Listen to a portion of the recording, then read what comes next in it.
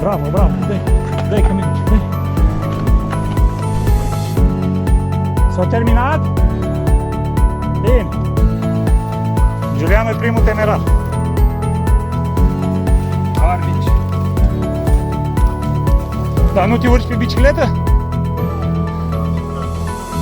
Am mai fost pe drumul ăsta de 15 ori, nu știu de ce v-ați rătăcit.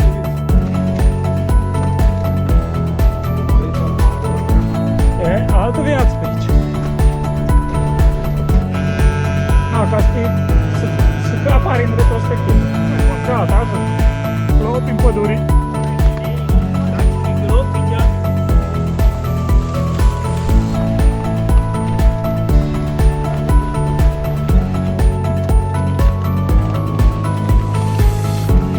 Șat după șat.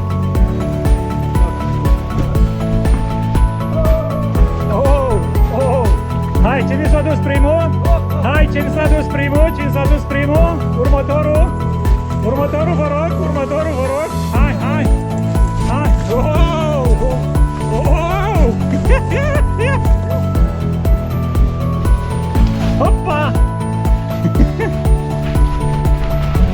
Atenție! Hop, hop, hop! Oh! Băi, dar mi-era dor de una din asta. Deci dacă nu era glonț, singur mă duceam în glonț. A fost super, super.